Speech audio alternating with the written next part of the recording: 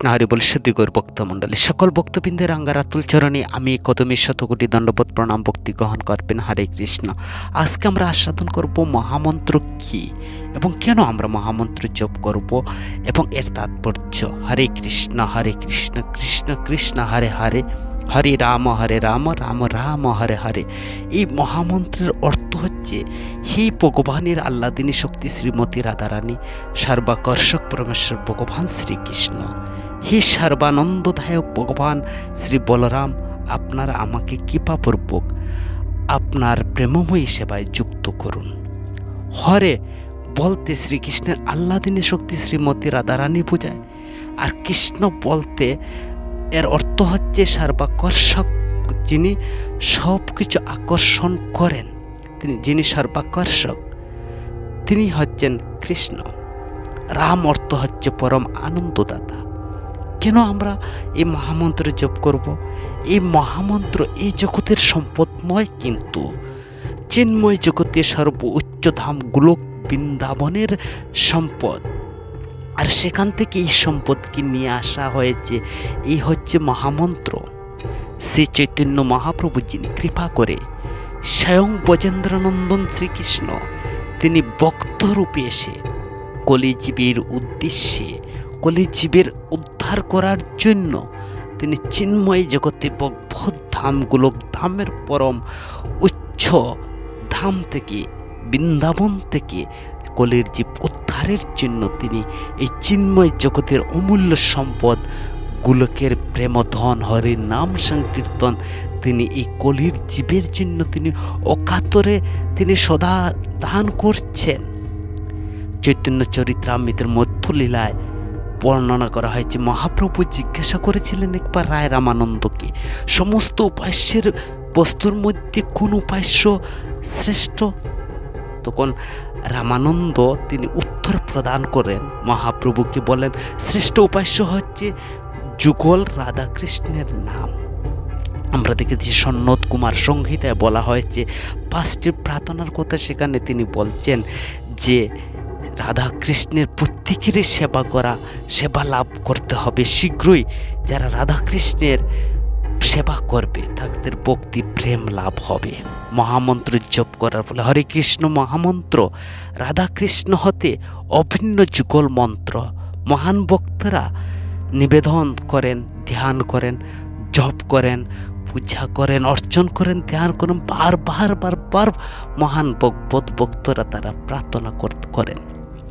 প্রথম সেখানে সন্নত সংহিতায় বর্ণনা করা হয়েছে, প্রথম বলছেন, হে রাধাকৃষ্ণ, কৃপাপূর্বক আমাকে জন্ম মৃত্যুর এই মহাসাগর হইতে উদ্ধার করুন, মিথ্যা মায়াবন্ধন থেকে আমাকে বিমুক্ত করুন, রক্ষা করুন। আপনার শরণাগত ভক্তগণের সকল ভয়ভীতি কৃপাপূর্বক আপনি বিদূরত করুন।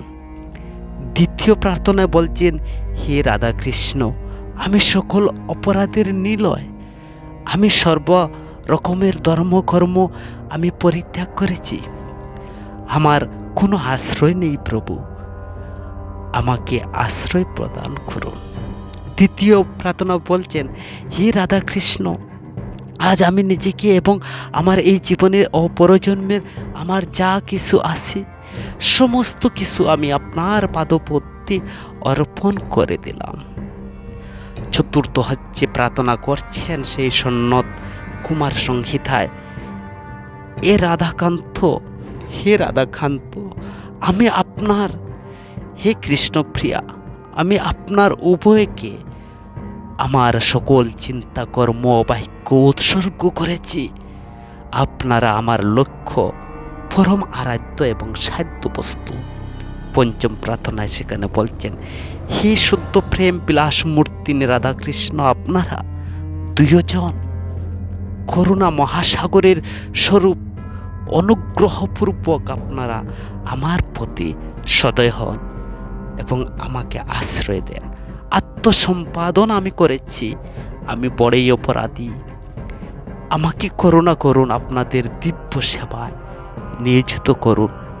শ্রীজীব গোস্বামীর মতে মহামন্ত্রের তিনি অর্থ এবং তাৎপর্য বর্ণনা করছেন।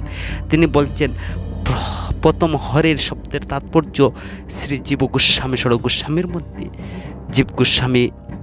শ্রীজীব গোস্বামী বলছেন, শ্রীকৃষ্ণের চরণে মনোহর, মহামনোহর সৌন্দর্য সকলকে বিমুগ্ধ করে। শ্রীমতী রাধিকা তার অনুপম বিমোহিনী চাতুর্য সৌন্দর্যের গুণরাশির দ্বারা এমনকি শ্যামচিত্তকে বিমোহিত করে। এর জন্য তিনি হরা শব্দের নামে খ্যাত। আর হরা থেকে সম্বোধন করা হয়েছে প্রথম হরে 16 নাম 32 মহামন্ত্রের যে প্রথম হরে। এর তাৎপর্য শ্রীজীব গোস্বামী বলছেন যে শ্রীমতী রাধারানী তিনি শ্যামচিত্তকে বিমোহিত করেন। এই জন্য এই হরা নাম খ্যাত থেকে এবং হরে শব্দ এসেছে শ্রীমতী রাধারানীর কথা তিনি সেখানে উল্লেখ করেছেন। দ্বিতীয় হরে কৃষ্ণ, কৃষ্ণ শব্দের অর্থ হচ্ছে সর্বচমৎকারী গুণরাশিতে বিভূষিত শ্রীকৃষ্ণ তার যৌবন কলিতে রূপ সুষমা সর্বচিত্তহারী বেণুমধুরিমা দ্বারা শ্রীমতী রাধারানীকে তিনি আকৃষ্ট করেন। সেই জন্যই তিনি কৃষ্ণ নামে খ্যাত। তৃতীয় হরে এর অর্থ হচ্ছে উন্নত অভিজ্ঞ ভক্তগণ বলেন যে রাসবিলাসী শ্রীকৃষ্ণের রাসস্থলী হৃদয় হতে যে মেঘনয়না রাধিকা হন, যে তিনি রাসমণ্ডলীর অন্তর্বর্তী এক নিবৃত্ত নিকুঞ্জ কাননে নিয়ে যান, তাই সেখানে হরা শব্দ বর্ণনা করা হয়েছে।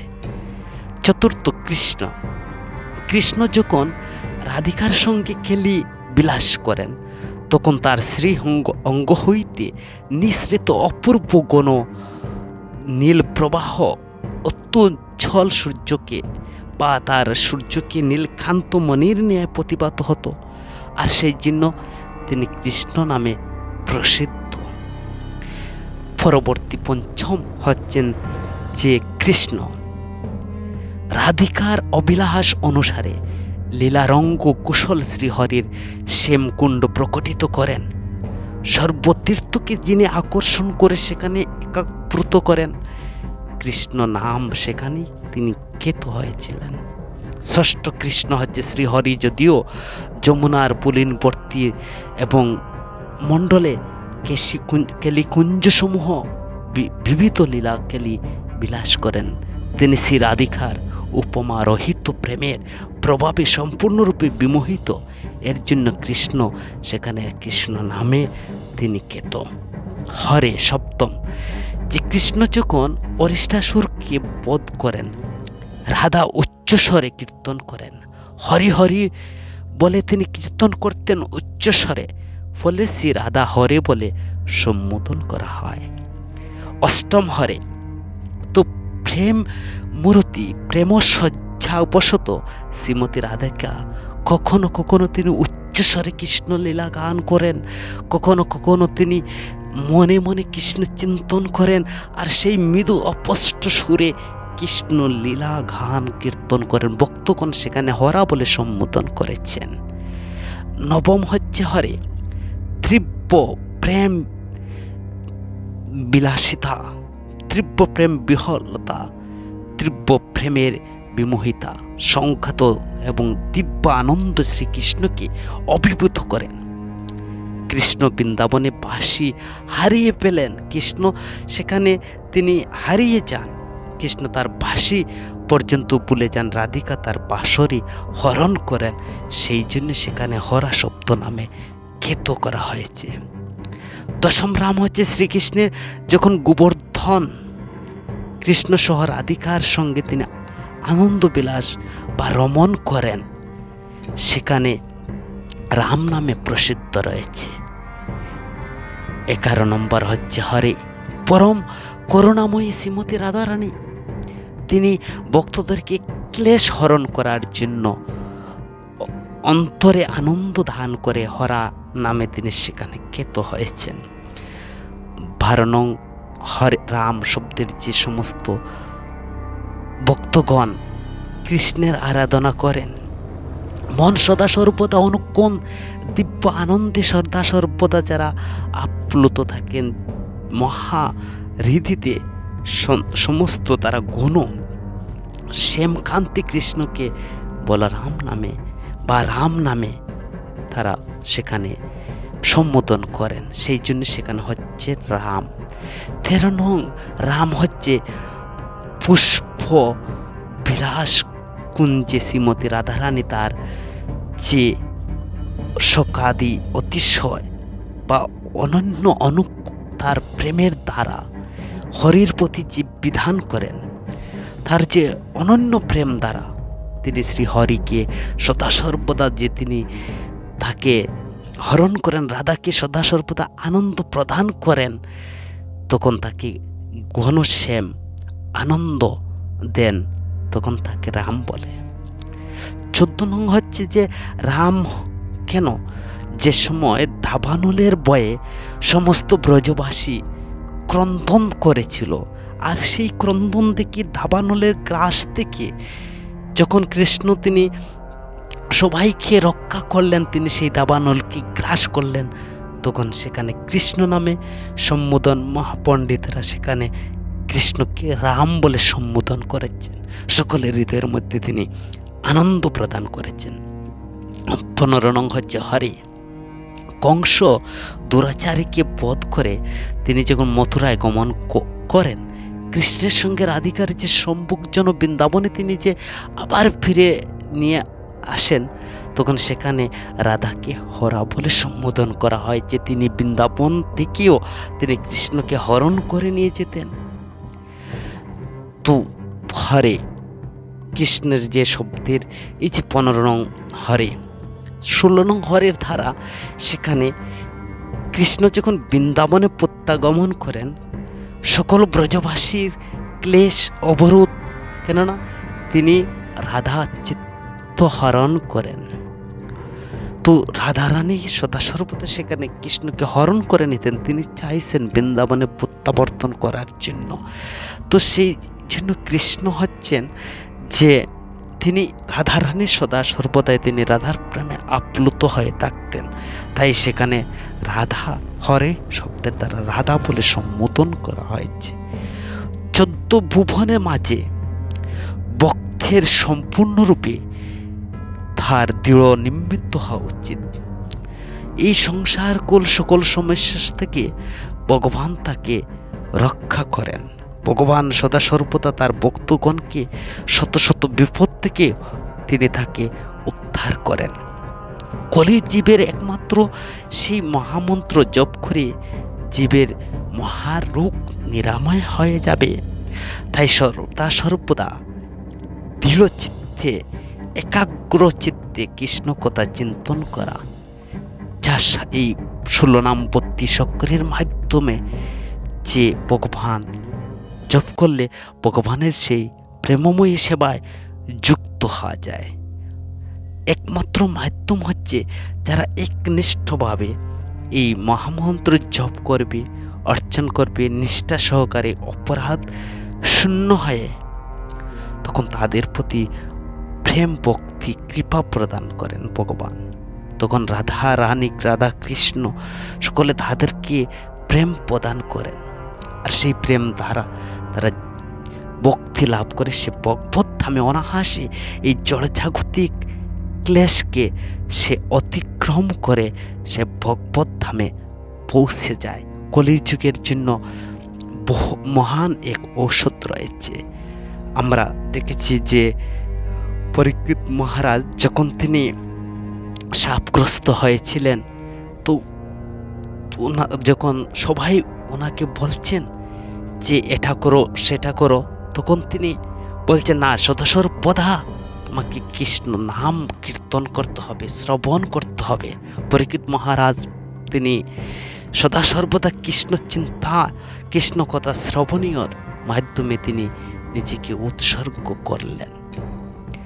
তো এই হরে কৃষ্ণ মহামন্ত্র ভক্তির সম্পূর্ণরূপে ভগবানের কাছে তার আত্মসমর্পণ করা। ভক্তির বিনোদ ঠাকুর বলেন যে কৃষ্ণ নামের সুধা করিয়া প্রাণ, এই যে কৃষ্ণ নামের সুধা করিয়া প্রাণ, জোড়াও ভক্তির বিনোদ প্রাণ, নাম বিনা কিছুই নাই 14 ভুবন মাঝে। যে এই নাম ছাড়া আর কোনো কিছু নেই, কৃষ্ণের নামই হচ্ছে একমাত্র সম্বল, একমাত্র বল। ভক্তের সম্পূর্ণরূপে দৃঢ়চিত্ত হওয়া, এটাই হচ্ছে সংকুত চিত্ত থেকে সম্পূর্ণরূপে মুক্ত হওয়া, অন্যান্য আশ্রয় তাকে গ্রহণ করা এবং বিরাজিত হওয়া। দৃঢ়চিত্ত হয়ে তখন তাকে এইভাবে মহামন্ত্র জপ করার কর্তব্য। পূর্ণরূপে স্মরণ হলে মনে মনে দৃঢ়চিত্ত হইয়া কৃষ্ণর নামে ভাবের সাথে বিরাজিত হয়ে দৃঢ় বিশ্বাস এবং অপরাধ শূন্য হয়ে হরে কৃষ্ণ মহামন্ত্র জপ করা আমাদের একান্ত কর্তব্য। এই ভবরোগ নিরাময় থেকে যদি মুক্তি লাভ পেতে চাই, পূর্ণরূপে ভগবানের শরণাগত হওয়া প্রয়োজন। মনে মনে হে কৃষ্ণ, হে রাধে, আমি তোমার হলাম, আমি তোমার শরণাগত। হে রাধে, হে কৃষ্ণ, আমাকে কৃপা করো, আমি অধমকে আপনার সেবায় নিয়োজিত করো। এইভাবে ভগবানের এই যে আধ্যাত্মিক দিব্য নামের উপাসনা করে রাধাকৃষ্ণের আনুগত্যে সদা সর্বদা নিজেকে উৎসর্গ করে নাম ভজন করতে হয়। আর এই নাম ছাড়া আর কোনো বস্তু এই 14 ভুবনে নেই একমাত্র নিরাময় হওয়ার জন্য। তাই তো 16 নাম 32 অক্ষর উচ্চস্বরে বলার জন্য মহাপ্রভু তিনি বলছেন, সদা সর্বদা নাম করার জন্যই বলছেন। সেই নামের ভিতরে রয়ে গেছে প্রেম। হরে কৃষ্ণ কৃষ্ণ কৃষ্ণ হরে হরে, হরে রাম রাম রাম হরে হরে, হরে কৃষ্ণ কৃষ্ণ কৃষ্ণ হরে হরে, হরে রাম রাম রাম হরে হরে, হরে কৃষ্ণ কৃষ্ণ কৃষ্ণ হরে হরে, হরে রাম রাম রাম হরে হরে।